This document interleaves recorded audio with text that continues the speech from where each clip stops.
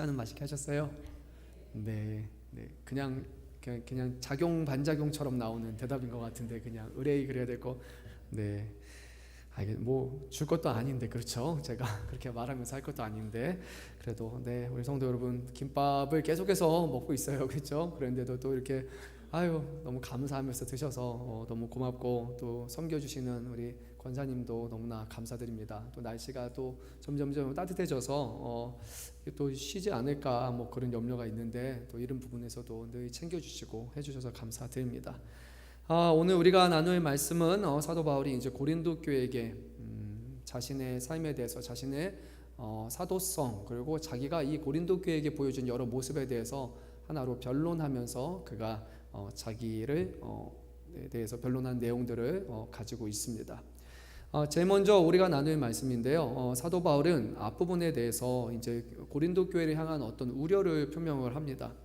어떤 문제가 있냐면요, 이 고린도 교회는 사도 바울을 통해서 주시는 그 말씀에 대해서도 상당히 우호적이었고 그것을 잘 받아들였어요. 그런데 사도 바울이 나중에 깨달은 것이 무엇이냐면 사도 바울을 통해 주시는 그런 말씀만 아니라 다른 사람을 통해서 주는 그 말, 그거 자체도 그들은 언제든지 열려있는 마음으로 갖고 있었다는 거예요. 그래서 그것이 4절 말씀에서 드러나게 되는데 사도 바울은 이것에 대해서 엄히 경고를 하게 됩니다. 우리 한번 4절 말씀 한번 읽어볼까요? 만일 누가 가서 우리가 전파하지 아니한 다른 예수를 전파하거나 혹은 너희가 받지 아니한 다른 영을 받게 하거나 혹은 너희가 받지 아니한 다른 복음을 받게 할 때에는 너희가 잘 용납하는구나 라고 말합니다. 이것은 받아들여서는 안 되는 내용이잖아요. 예수님을 전하는 것, 그리고 성령에 대해서 얘기하는 것, 그리고 복음에 대해서 얘기하는 것을 아무 것이나 즐겨받고 아무 것을 용납해야 되는 것이 아니라 건전한 사도를 통해서 하나님이 세우신 사람들을 통해서 세우신 복음과 그 예수와 성령에 대해서 그들이 받아들여야 되는데 그것이 아니라 지금 예루살렘 어디에서 왔다고 자칭 뛰어난 사도라고 주장하는 그 사람의 가르침에 대해서도 언제든지 열린 마음으로 이것을 다 받아들이게 되는 거예요. 그래서 사도 바울은 이렇게 하는 것 자체에 대해서 크게 그는 걱정을 하면서 그를 책망을 하게 됩니다. 사도 바울이 마음은요 늘 그렇습니다. 이 고린도 교회 성도들이 하나님의 은혜를 받아서 그들이 하나님의 교회로 온전히 세워져 갔고 그리고 예수님과 연합되어서 예수님이 기뻐하시는 일에 대해서 주님의 손과 발로서 귀하게 쓰임받는 그런 교회가 되기를 그렇게 갈망하면서 또 그들을 가르쳤고 그들을 세웠고 그들을 사랑하는 마음으로 계속해서 서신서를 통해서 그들을 도전하고 권면하고 격려한 일을 감당했었어요.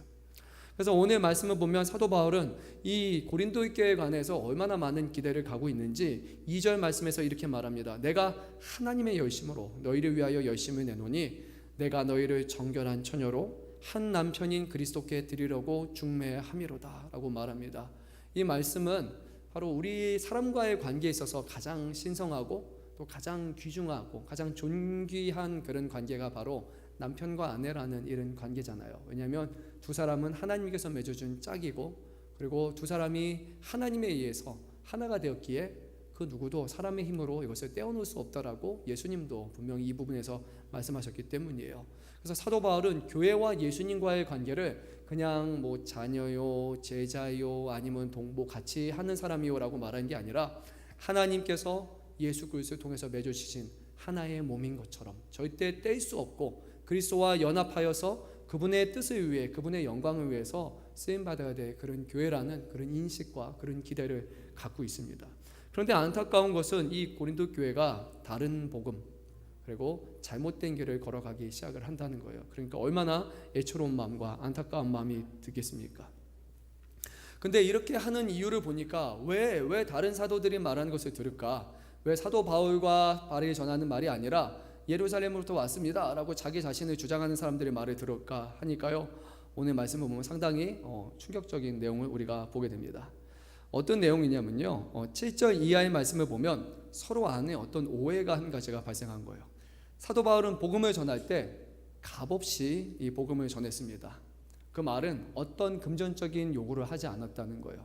근데 그 당시에 사도들, 베드로를 비롯한 다양한 사도들은요, 사역을 하는 데 있어서 교회에게 생계를 위탁했습니다. 왜냐하면 교회가 그 하는 사역을 다 돌봐줘야 되고 책임져 줘야지만 그 사역을 펼쳐낼 수 있는 거예요. 사도 바울도 이것을 인정했고 그리고 고린도 교회가 아닌 다른 교회에서는 재정적인 후원을 분명히 받고 있어요. 그런데 고린도 교회에게 복음을 전함에 있어서는 아무런 것도 그들이 도움을 받지 않습니다. 9절 말씀을 보게 되면요, 심지어 이 사역을 감당하는 데 있어서 비용이 부족하게 되었어요. 그런데도 불구하고 거기다가 이 일을 하는데 돈이 더 필요하다라고 요청을 하지 않았습니다. 혹여라도 고린도 교회 성도들에게 누가 될까봐, 또는 그들에게 이 복음이 잘못된 방식으로 전파될까봐 사도 바울은 아무것도 요청하지 않았던 거예요. 또는 돈을 탐하는 사람이라, 복음을 돈으로 받는 사람이라 오해를 살까봐 그는 아무런 금전적인 것을 요구하지 않았습니다. 이렇게 그가 주장했던 이유 중에는 바로 예수님이 하셨던 말씀도 분명히 있기 때문이에요. 예수님이 전대에다가 돈을 가득 채워놓고 거기에다 옷도 한 2억 개, 소리가 좀 계속 바뀌는 것 같아요. 옷도 여러 가지를 입고 신발도 2개 하고 풍족하게 준비해서 그렇게 복음을 전할 것이 아니라, 너희가 어떤 재물을 의지하지 말고 하나님을 의지하고 이 사역을 감당하라라고 분명히 말씀하셨어요. 그리고 주님께서는 너희가 다른 곳에 복음을 전하러 들어갔는데 성에 들어가서 너희를 환대해주는 첫 번째 집이 있으면 그러면 그 집에 계속해서 머물라라고 얘기를 합니다. 근데 이게 어떤 배경이냐면, 제가 이렇게 갔어요. 복음을 막 전하는데 그 집이 좋은 집이 아니라 정말 어디 방 한 칸 있는 그런 집일 수도 있어요. 그런데 우리 이곳에 이 누추한 곳도 괜찮다면 여기 머물면서 여기서 복음 전하는 그 사역을 감당하시오라고 이렇게 요청을 하게 되는 거예요. 그래서 감사합니다, 방 한 칸이라도 내주셔서 감사합니다라고 이렇게 사도들이 자리 잡게 돼요. 그런데 거기서 복음 사역을 그 성에서 계속 하다 보니까 갑자기 이제 수많은 사람들이 복음을 듣게 됐고, 좀 잘 사는 사람, 회당장일 수도 있고 아니면 어떤 세리장일 수도 있고, 그런 재정적인 그런 것을 가진 사람이 와서, 아니 왜 그렇게 누추한 곳에 머뭅니까? 우리 집이 아주 좋으니까 여기 와서 사역하십시오. 저 구석이 아니라 우리 집은 성내에서도 중앙에 위치하고, 그리고 사람들하고 교류하기도 좋고 장터나 회당도 가깝고 복음 전하기도 너무 좋은 곳이니까 우리가 잘 돌볼 테니까 제발 우리 집으로 오십시오라고 요청을 하는 거예요. 근데 그런 경우에 예수님은 뭐라고 하셨어요? 그 집으로 가라고 하셨어요? 가지 말라고 하셨어요? 가지 말라고 하셨어요. 첫 번째 너희를 환대해 주는 집이면 거기가 어떤 집이든지 상관하지 않고 거기 가라는 거예요. 자칫 잘못하면 거기서 복음을 잘 전했더니 더 좋은 집으로 옮겨갔더라. 그리고 사도들이 전하는 메시지가 돈이라는 것에 가려져서 이 복음이 변질될 수 있었기 때문에 예수님은 어느 집이든지 첫 번째 받아들이지는 그 집에서, 그 성을 떠날 때까지 계속해서 머물라라고 그렇게 말씀을 하셨어요. 그래서 사도 바울 또한 이 고린도 교회에게 복음을 전함에 있어서도 복음을 값없이 전했고 아무런 비용도 받지 않고 아무런 도움을 받지 않고 자기가 그냥 그 사역을 감당했던 거예요. 그런데 충격적인 사실은 뭐냐? 이 고린도 교회 성도들은요, 사도가 바울이 아무것도 받지 않은 것을 더 불편하게 여긴 거예요. 그가 전하는 복음은 값없이 주는 복음이고, 예루살렘에서 왔다라고 어떤 사람들은 우리가 돈을 치러야 되고 생계를 치러야 되고 그들을 돌봐야 되는 거니까 공짜 복음과 그리고 비싼 복음이라고 생각하면 어떤 게 더 가치가 있겠느냐라고 그 경중을 매기 시작한 거예요. 여러분, 어떤 게 더 가치 있습니까? 그렇죠. 우리는 원래 당연히 값없이 있는 복음이 더 귀하다고 생각하지만 실제로 보게 되면요, 내가 그 말을 듣기 위해서 우리가 강연을 가게 됐어요. 근데 그 강연의 비용이 한 100만 원이 드는 강연이 있는 거예요. 그 돈을 열심히 지불해서 가는 강연이 있는가 하면 어떤 강연은 공짜예요. 그냥 언제든지 가면 해주는 강연이에요. 그럼 여러분들이 이 두 개를 놓고 가치를 평가할 때 당연히 돈을 많이 들인 게 더 귀하고 중요하다고 여기지 않겠어요? 근데 실제로 예루살렘 어디에서 온 자칭 큰 사도라고 말하는 이 사람들은 우리를 받아들이려면 많은 돈을 내놔야 된다. 우리는 예루살렘에서 온 정통이 있는 사람이고 우리는 특별한 사람이기 때문에 우리는 아무 집에나 들어갈 수 없고 아무런 대우를 받아서는 안 되고 너희들이 우리를 높이 사고 많은 것을 줘야지 우리가 할 수 있다. 근데 고린도 교회 성도들은 옳거니 저 사람들이 전하는 복음이 진짜고 저들이 전하는 것이야말로 더 값진 것이라고 이제 오해를 하게 되는 거예요. 도리어 사도 바울이 전했던 값없이 베푸는 복음, 그리고 그들을 염려해서 그들을 생각해서 아무것도 받지 않고 오히려 다른 교회의 도움을 받아서 없는 상황 가운데서도 간신히 충당하면서 했던 복음 자체는 가짜인 것처럼 의미 없는 것으로 지금 복음의 본질이 오히려 퇴색되고 말게 된 것입니다. 사도 바울은 말합니다. 중요한 것은 얼마의 돈을 받는가, 너희가 어떻게 대우하는가, 외적으로 보이는 그것이 중요한 것이 아니라 훨씬 중요한 것이 하나 있는데, 바로 그것은 우리가 전하는 이 말씀이 어떤 말씀인지, 그것이 중요하다고 말합니다. 우리 한번 몇 절 말씀을 읽으면 좋을 것 같은데요. 6절 말씀을 한 목소리로 읽도록 하겠습니다. 내가 비록 말에는 부족하나 지식에는 그렇지 아니하니 이것을 우리가 모든 사람 가운데서 모든 일로 너에게 나타내었느니라. 아멘. 비록 내가 말하는 게 서툴고 저 어디서 왔다는 사람처럼 멋지게 이렇게 전하지는 못하지만, 내가 하나님을 아는 지식에 대해서, 그 복음의 지식에서만큼은 절대 부족한 사람이 아니기 때문에 너희들이 그 사람을 볼 것이 아니라, 그들이 요구하는 것을 볼 것이 아니라 전파되는 그 말씀과 그리고 그 메시지 자체 너희가 더 중요하게 여겨야 된다라고 그렇게 말을 합니다.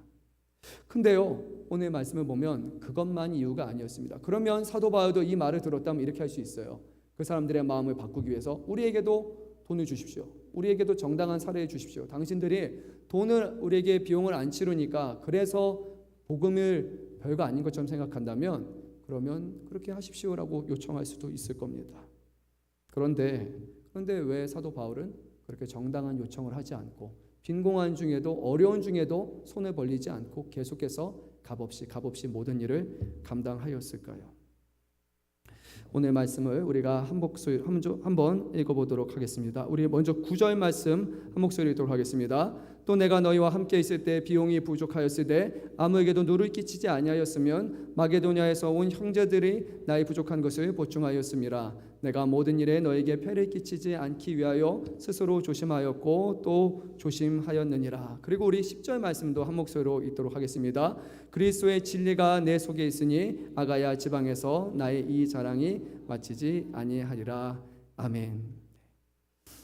그 비용으로 인해서 제가 약간 소리가 혹시 조절할 수 있으면 좀 조절해 주시면 좋을 것 같아요. 이 모니터가 좀 많이 울려가지고 제가 뭐를 하는지 제가 잘 안 들리는 그런 상황인 것 같아요. 그래서 조금만 울리는 것만 좀 잡아주시면 좋을 것 같습니다. 네, 감사합니다. 네, 자신이 전한 그 복음에 대해서 얘기를 했고, 그리고 나서 사도 바울이 자기가 이렇게 한 이유는 사랑하지 않기 때문이 아니라, 또 앞으로도 걔가 계속해서 사도 바울이 이런 방식으로 사역하는 또 다른 이유가 있는데, 그 이유는 바로 자신들이 드러나지 않기 위함이다라고 사도 바울은 그렇게 또 선언을 합니다. 우리 12절 말씀도 한 목소리로 읽도록 하겠습니다. 나는 내가 해온 그대로 앞으로도 하리니 기회를 찾는 자들이 그 자랑하는 일로 우리와 같이 인정받으려는 그 기회를 끊으려 함이라. 아멘. 그 앞서서 전했던 다른 사도들은요, 이런 거였어요. 복음을 전하는 것도 물론 중요해요. 그런데 복음을 전하는 것을 통해서, 어떤 메시지를 전하는 것을 통해서 우리 자신이 이런 사람들이다, 나는 대단한 사람들이다, 자기 자신을 드러내는 것이 그 안에 숨겨진 목적이 있었던 거예요. 근데 중요한 것은 우리가 전파되는 그 복음과 그 메시지여야 되는데, 이들은 복음을 자신의 유익을 위해서 사용했던 사람들인 거예요. 근데 사도 바울은 그것이 아니었어요. 복음을 전하는 사람들은 복음을 통해서 어떤 이득을 취해서도 안 되고, 복음을 자기 자신이 높아지기 위한 기회로 삼아서는 결코 안 되고, 오히려 자기 자신을 낮추고 그 복음을 드러내는 것이야말로 복음 맡은 자들의 사명이라는 것을 오늘 정확하게 말씀하고 있습니다. 그래서 이 말씀이 조금 조심스러울 수도 있어요. 네, 소리 많이 좋아졌습니다. 지금 좋습니다. 감사합니다. 이런 거예요. 가령 어떤 목회자가 이제 복음을 전하는 일을 하는 거예요. 이건 조심스럽게 제가 말씀을 드려요. 근데 이제 말을 전하다가 어떻게 언론 매체를 타게 되고, 또 그 목회자가 세상적으로 봤을 때 인지도가 되게 많이 높아지게 되는 거예요.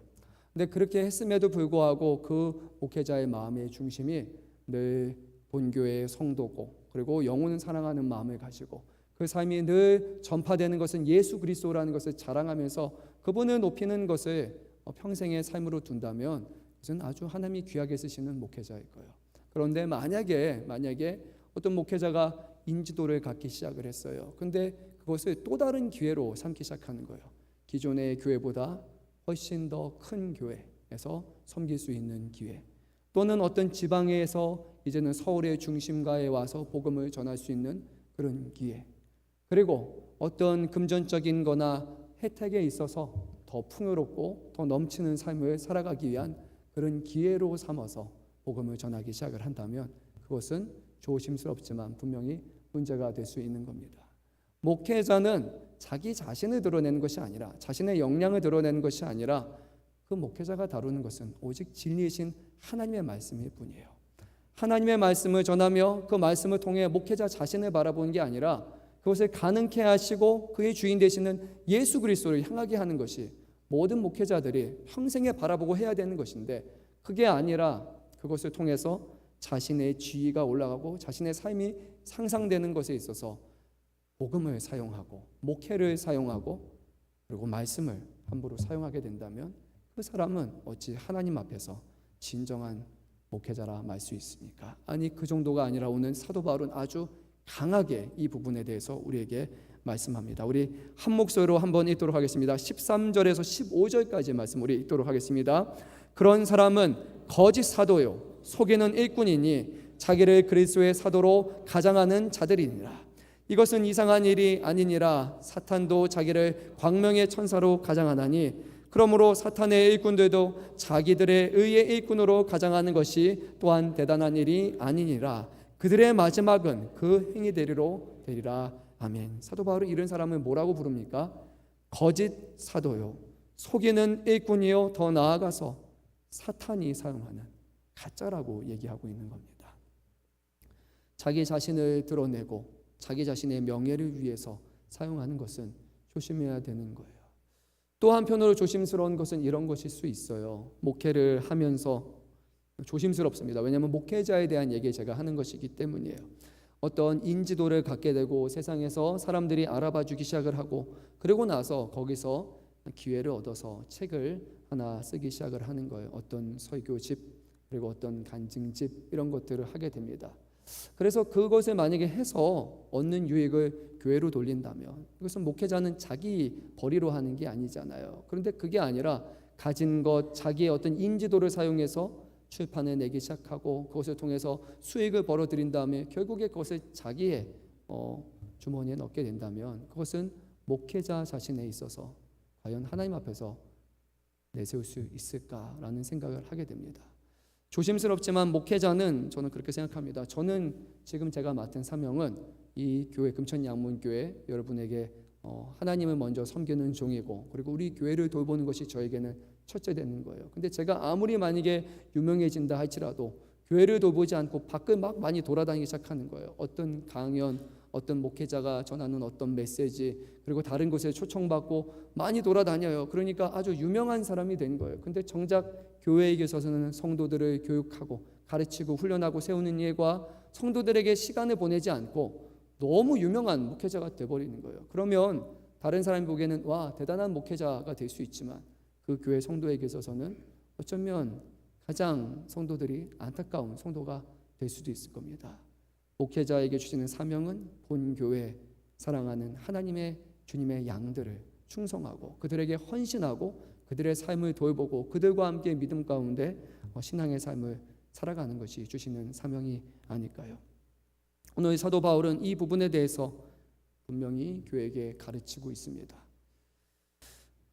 저도 이제 조심스럽지만 예전에 이제 그런 부분이 하나 있었습니다. 하나님 앞에 목회자이기 때문에 또 이제 목사의 아들이었기 때문에 이런 마음이 있었어요. 좀 떳떳했으면 좋겠다. 그리고 뭘 해도 성도들 앞에 떳떳하고 모든 것을 확신을 가지고 이렇게 할 수 있었으면 좋겠다라는 그런 생각을 했어요. 근데 나중에 가서 제가 이제 그것을 놓고 기도하다 보니까 제 마음에 드는 생각이 하나가 있었어요. 그거 희석 목사, 희석아, 그거 너의 의를 세우기 위한 것이 아니니? 라는 마음이 저에게 한켠으로 뒀던 거예요. 내가 다른 사람 보기에 떳떳한 목회자다. 다른 사람 보기에 어떤 잘하는 목회자다. 그것 또한 사람들에게 인정받기 위한 어떤 욕구를 가지고 제가 그런 목회자 상이 되고 싶다라는 그런 생각을 갖게 된 거예요. 갑자기 맥락 없이 말해서 그렇지만 이게 이제 저하고는 개인적으로 우리 금천양문교회 제가 목회자가 담임 목사가 된 것과 분명히 관련이 있습니다. 이 신대원 생활 중에 저에게 있었던 숙제 한 가지는 그거였어요. 내가 어디에 가서 사역을 해야 될 것인가라는 그런 질문을 늘 갖고 있었어요. 아마 아시는 분들은 알겠지만 저희 사모하고도 예전에 뭐 이런 얘기를 했어요. 우리 좀 시골에 한번 좀 갈까? 어디 지방 교회 가서 거기서 사역하면 어떨까? 여기는 우리가 너무 안 알아주는 사람들이 많으니까 사람들이 없는 조용한 곳에서 우리가 좀 사역을 하는 것도 또 괜찮지 않을까? 뭐 이제 좀 큰 목회 그런 게 아니라 좀 그렇게 소탈하게 하는 목회도 참 좋을 것 같다라는 그런 생각을 많이 가졌어요. 또 이제 그렇게 하는 이유 중에 하나는 왜냐?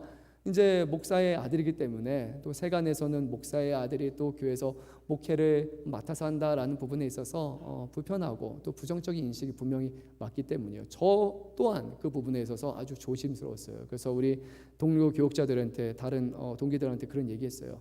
과연 만약에 혹여라도 나에게 본 교회에서 금천양목교에서 나를 청빙해서 목사가 된다면 그게 어떻게 비춰줄까?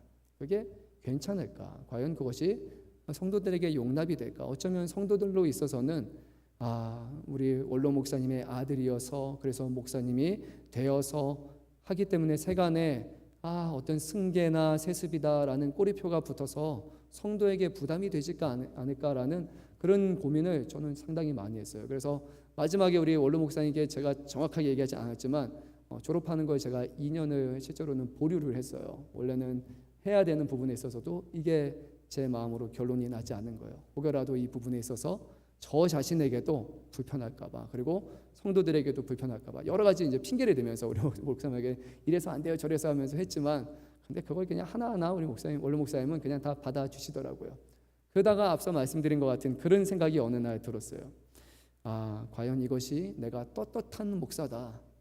누가 봐도 나는 그런 유혹과 그런 어려움을 이겨냈고 정말 어디 가서든지 저는 그런 일이 있었는데 그렇게 하지 않았어요 라는 이거 하나가 누군가에게 자랑이 되고 제 자신에게 자기 의가 될 수 있겠다는 생각이 어느 날 저에게 아주 크게 왔어요. 정말로 내가 하나님 앞에서 떳떳할 수 있을까라는 그런 질문을 하게 됩니다. 그래서 이제 하나님, 어쨌든 목사가 되는 것, 목회자가 되는 것은 사람이 정한 게 아니고 하나님이 정하시는 거니까 하나님의 뜻이라면 하나님이 세워주시고, 또 하나님이 보시다가 아니다, 이성 목사 잘 못하고 있는 것 같아, 거기서 할 수 있는 깜이 아닌 것 같아, 그러면 하나님이 언제든지 옮겨주세요 라는 그런 기도 제목을 가지고, 그래서 그러면 제가 한번 금천양목교에서 저에게 주어진 시간에 따라서 한번 열심히 내서 목사로 섬겨보겠습니다 라고 제가 그런 결정을 하게 됩니다. 그래서 아마 여러분 기억하실 거예요. 제가 여기 이제 단에 설 때 그런 얘기를 했어요. 임시직입니다 하는 얘기를 아마 했을 겁니다. 기억이 나십니까? 네, 하나님이 임시로 세우셨습니다. 언제든지 하나님이 아니면 이 자리가 더 좋은 사람으로 채워질 수 있는 자리이기 때문에 하나님 앞에 하나님이 주어진 시간 동안에 그런 마음을 가지고 제가 임하겠습니다 라고 했고, 지금도 여전히 동일한 마음입니다.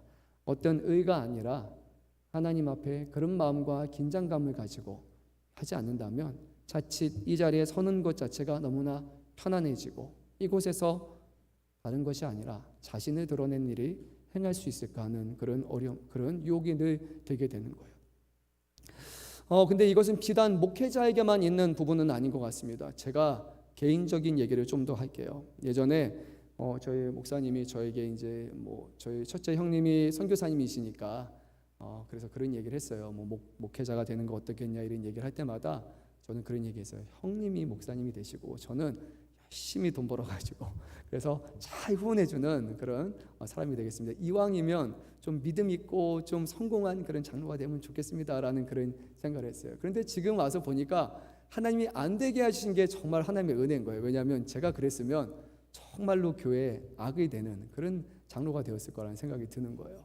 그 안에서 어깨를 탁 그러면서 나는 성공한 장로야 이렇게 하면서, 우리 교회는 그런 분들이 없는데 제 자신의 스스로 아니까, 남들에게 인정받고 싶은 욕구가 있는 걸 아니까 그런 사람이 돼서 버팅기고 교회를 힘들게 하는 사람이 되지 않았을까. 그래서 하나님이 고개를 좀 숙이라고, 그래서 다른 사람들에게 드러낸 사람이 아니라 늘 손과 발이 되고 늘 겸손한 사람이 되라 라는 마음을 주셔가지고 그렇게 목회자로 세우셔주지 않았나라고 저는 생각을 하게 됩니다. 주님께서 우리에게 주신 다양한 직분들이 있습니다. 목회자를 비롯해서 여러분 한 사람 한 사람들은 교회에서 복음을 전하고 또 복음을 세워가는 일을 하는 거예요. 그것은 직분을 맡은 여러분들이 아니라 우리 청년분들도 각자의 맡은 이런 사역이 있을 겁니다. 그곳에서 우리가 정말로 우리 자신을 낮추고 우리의 헌신과 우리의 수고를 통해서 정말로 그리스도를 증거하는 삶을 살아가고 있는가? 그게 아니라 이것을 우리 자신을 인정받기 위한 그런 기회로 사용하는가? 오늘 성경은 이것을 우리에게 정확하게 묻고 있으십니다. 다시 한번 우리 12절 말씀을 한 목소리로 읽도록 하겠습니다. 나는 내가 해온 그대로 앞으로도 하리니 기회를 찾는 자들이 그 자랑하는 일로 우리와 같이 인정받으려는 그 기회를 끊으려 함이라. 아멘. 사도 바울은 말하는 거예요.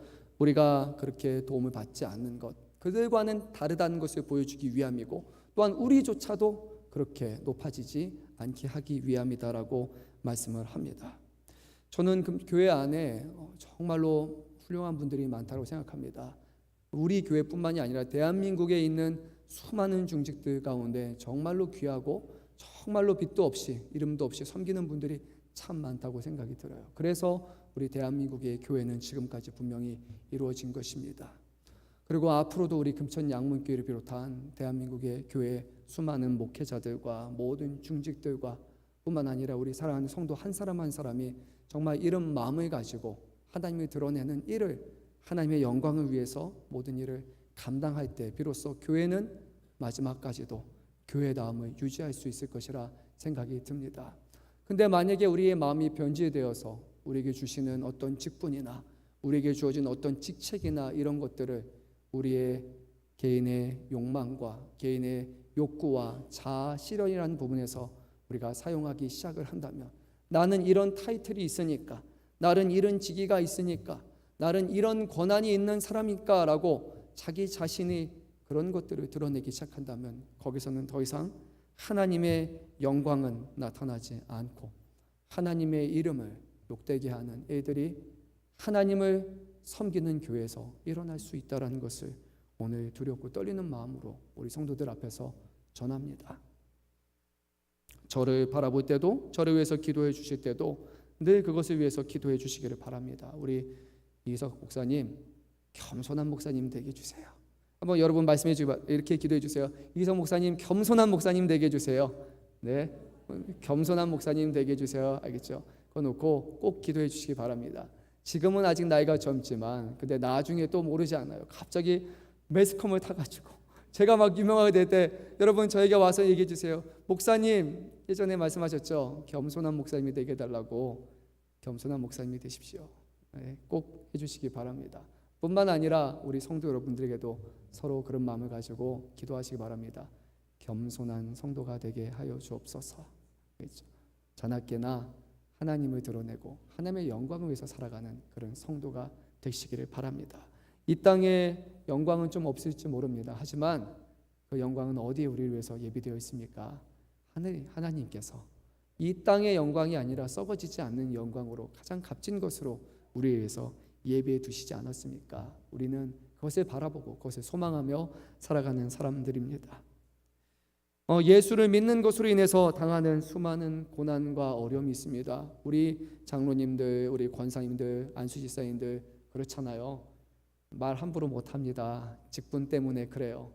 오히려 처음 온 사람이라면 뭐 이거 왜 저래요? 저렇게 해요? 잘 모르는 사람들 얘기하지만 중직을 맡았다는 이유만으로 그런 부분에 있어서도 말하지 못하고 그냥 상처받는 얘기에도 끙끙 앓으면서 그냥 마음속으로 그것을 그냥 감당하시는 분들이 있습니다.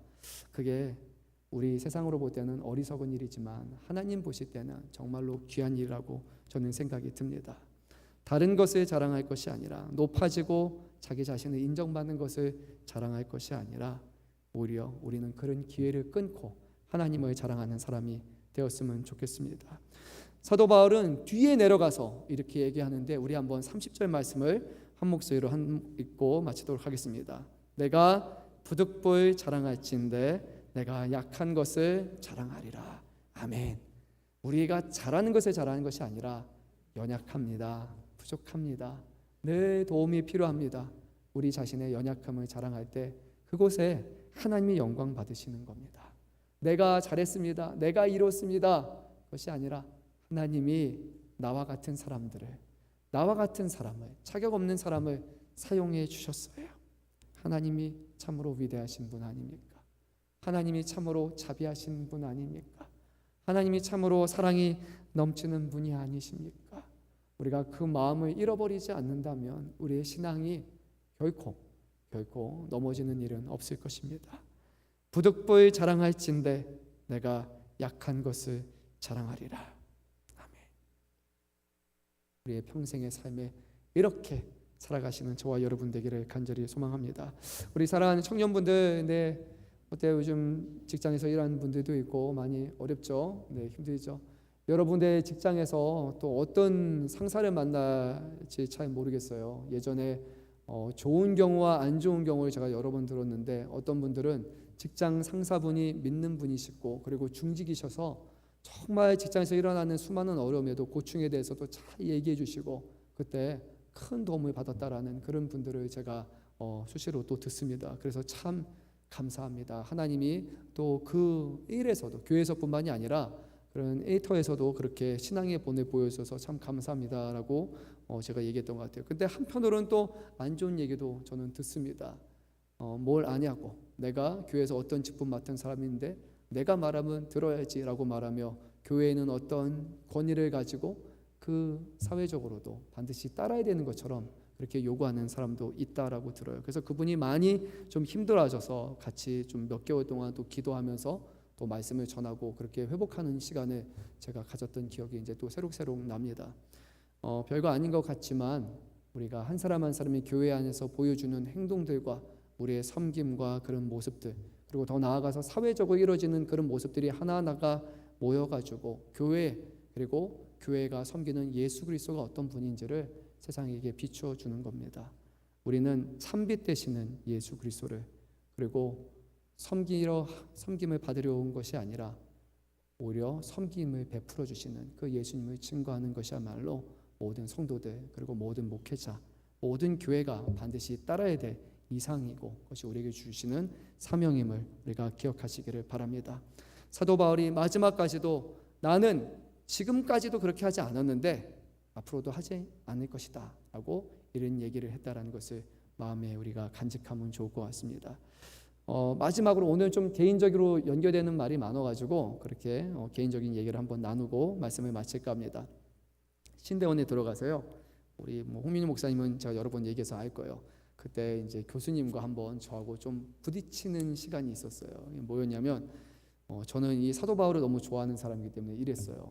교수님, 제가 이제 목회를 하는데 만약에 교회에서 재정적인 어려움이 있게 되면 저는 직장에서 일하면서 이중직을 할 거예요. 이런 얘기를 제가 거기서 선뜻 내뱉었어요. 그래서 교회에게 짐 지우면서 복음 전하면 뭔가 내가 돈을 받고 사례를 받는 것 자체가 제가 좀 껄끄럽습니다. 그래서 이왕이면은 저는 좀 일을 하면서 그러면서 이 복음을 전하면 좋을 것 같습니다라고 얘기를 했더니 이 대뜸 교수님이 혼을 냈어요. 그래서 그렇게 소명 없이 그런 자세로 무슨 목회자가 되려고 하느냐라고 얘기하는 거예요. 그래서 제가 아니 그게 아니라 저는요 돈에 구애받지 않고 그리고 제가 정말 교회를 세우고 섬기면서 그렇게 하려는 거예요. 근데 그게 무슨 소명과 상관이 있습니까? 라고 제가 한 30분 동안 실랑이를 했어요. 저도 지기 싫어해가지고 계속해서 그렇게 얘기하고 사도 바울 보세요 얘기하고 그분도 아니 그런 자세로 하면 안 돼 하면서 그분이 얘기해 주신 거예요. 그래서 그때는 좀 씩씩거리는 마음으로 왜 이거 이해하지 못하지라고 했는데 나중 와서 제 자신이 너무나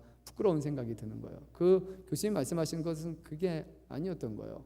그렇게 말하는 것조차도 어쩌면 내가 교회에서 어떤 도움을 받거나 교회에게 감사하거나 이런 것이 아니라 나는 떳떳하고 나는 할 수 있고 나는 그런 거 하지 않아도 충분히 할 수 있는 사람이라는 자기 의를 드러내고자 하는 그 열망이 제 안에 깊숙하게 자리 잡고 있었던 거고 교수님은 그것을 바로 거기서 보셨던 거예요. 하나님 앞에 소명을 받는 사람이라면 늘 하나님 앞에 겸손한 마음으로 도움을 주는 이에게 감사하는 마음으로 또 기뻐하는 마음으로 주님의 이름에 동참해 주는 성도들에게 고마운 마음을 가지고 그 일을 함께 해야 되는데 그것이 아니라 떳떳하고 의롭고 흠이 없고 괜찮다라고 말하는 그런 목회자가 된다면 그것은 하나님 앞에 위해서 사용하는 그런 종이 아니라 자기 자신을 드러내는 그런 목회자라는 것을 우리 교수님이 잘 집어내셨던 것 같아요. 그래서 제가 최근에 그때 했던 말들을 생각이 나면서 속된 말로 이불킥을 하면서 그때 왜 그거 가지고 제가 그렇게 실랑이 벌였을까, 그냥 교수님 제가 잘 몰라서 그랬습니다 라는 그 한마디만 했어도 정말 괜찮았을 때 하는 생각을 최근에 많이 하게 됩니다. 우리 사랑하는 성도 여러분께 너무나 감사의 말씀을 드립니다. 목회자로서 목회자이기 때문에 어쩌면 저의 생계를 여러분에게 의탁하고 제가 이 사역을 감당하는 거예요. 저뿐만이 아니라 우리 부목사님, 우리 교회에서 여러분들의 또 섬겨주시고 여러분들이 세워주심으로 해주심으로 말미암아 이 목회 일을 우리가 전념할 수 있는 겁니다. 물론 시대가 많이 변하고 또 우리의 재정적인 상황도 좀 더 여유로우면 우리 부목사님이나 많은 분들에게 더 많이 살해하면 좋을 것 같고 그런 생각도 들지만 이왕이면 뭐 집도 하나 좀 머물 수 있는 곳도 이렇게 해주고 거기 있다가 편안하게 할 수 있으면 좋게 되지만 그런데 그렇지 않아도 목회자는 괜찮습니다. 왜냐하면 하나님이 우리의 주인 되시고 예수 그리스도의 복음을 전하는 것 그거 하나를 위해서 우리의 삶을 이미 하나님 앞에 드린 사람들이기 때문이에요. 그래서 교회에서 재정적인 어려움이 있을 때 목회자들은 거기에 같이 동참하는 것 전혀 문제가 되지 않고 또 교회가 좀 상황이 괜찮아지면 거기에 대해서 감사하는 마음으로 또 우리는 그 일을 맡아서 하는 겁니다. 자나깨나 우리의 모든 것을 통해 그리스도가 증거될 수 있다면 그것이 목회자에게 주시는 가장 귀한 사명일 것입니다. 우리 금천양문교회는 특별히 이런 부분에서 많이 도와주셔서 제가 또 저를 비롯한 제가 보기에도 그래요. 우리 부목사님들도 물론 어렵지만 그래도 그런 부분에서 다른 직업을 갖지 않도록 이중직을 해서 우리가 생계를 유지해야지만 이런 목회를 할 수 있는 상황이 아니라는 것에 대해서 너무나 감사드리고 그리고 그 시간을 저희가 헛되이 두지 않고 우리 또 교회를 세우는 일에 우리 성도들에게 복음을 전하는 일에 또 더욱더 귀하게 또 감사하게 시간들을 사용하도록 하겠습니다. 오늘 주시는 말씀을 보면서 나도 정말 이런 부분에 있어서 어쩌면 도움을 받지 않는 게 좋지 않을까라는 생각과 동시에 또 사도 바울뿐만이 아니라 다른 사도들의 생계를 다른 교회에서 책임져 줬다라는 것을 동시에 우리가 생각하면서 그래 이 일을 주시는 상황에 따라 또 감사함으로 또 도움을 받고 또 섬기는 일을 감당해야 되느라 또 개인적인 저는 생각을 좀 많이 하게 되었던 것 같아요. 우리 성도 여러분들의 헌신을 통해서 이 일을 감당할 수 있어서 감사드리고 그리고 항상 하나님을 경외하고 또 하나님 앞에 겸손한 그런 목회자로 살아갈 수 있도록 기도해 주시고 그리고 이 부족한 종을 또 세워주신 하나님 앞에 누가 되는 것이 아니라 그분의 영광을 드러내는 일에 계속해서 쓰임을 받을 수 있도록 기도해 주시기를 부탁드립니다. 우리 청년분들은 제가 예전에 뭐를 좀 배고프면은 와 밥 사줄게라고 했어요. 그래서 뭐 사면은 제가 비용을 많이 냈는데 요즘에 청년분들이 직장인이 됐다는 생각이 제가 많이 들어요. 분명히 이거 비용 청구에 내가 내줄게라고 했는데 얘기를 안 해요. 그래도 그래가지고 예, 제가 보니까 한 2건 정도 있는 것 같은데 또 얘기를 안 하지. 그래서 나중에 뭘 하려고 하는 건가 아니면은 우리 청년들이 이제 직장인에 하다 보니까 이런 부분에서 자기가 그냥 감당하는 하겠노라라고 그렇게 결정을 하는 거가 저는 아마 좀 후자일 거라고 생각하고 후자가 맞나요? 네.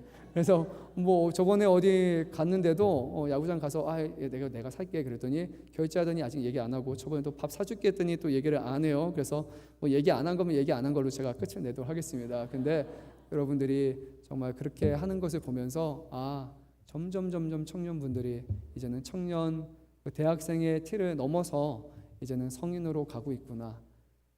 여러분 주변을 한번 보시면 오늘 이제 어른분들과 함께 하잖아요. 여러분 콕 집어서 얘기하는 것은 좀 그렇긴 한데 우리 성도 여러분들 한 분 한 분이 그런 헌신들로 살아가는 분들인 것 같아요. 교회에 어떤 것을 요청하기보다는 내 가진 것으로 그것을 드리고 또 그렇게 헌신하고 그렇게 나눠주는 분들을 통해서 우리 교회가 이렇게 세워지는 거예요. 그리고 그 일에 우리 청년분들도 이제 점점 동참하고 하고 있다는 것에 대해서 저는 하나님 앞에 참 감사를 드립니다. 우리 청년분들이 신앙 안에 잘 자라나고 있구나. 정말 교회를 섬기는 것 그것에 대해서 점점 헌신하고 있구나라는 것을 보면서 참 감사의 말을 드립니다. 계속해서 하나님의 일을 감당할 때 정말 하나님이 주시는 은혜에 따라서 주님의 교회가 남의 교회가 아니라 내가 평생에 함께 가야 되고 나의 삶을 통해 세워가야 되는 지켜야 되는 교회라는 그런 마음을 가지고 우리 또 원로 목사님이 예전에 종종 말씀하시는 것처럼 여러분들 이 교회 주인의식을 가지시고 남의 교회 아니라 내가 섬기고 내가 세워가는 내 교회라는 확신을 가지고 다양한 일에 또 섬겨주시고 동참해 주시기를 부탁드립니다. 우리 주님께서 우리 교회를 통해서 사랑하는 성도들을 통하여서 영광 받으시고 우리 금천양문교회 끝까지 하나님 앞에 충성된 교회가 되기를 우리 늘 함께 기도하기를 소망합니다. 오늘 우리 함께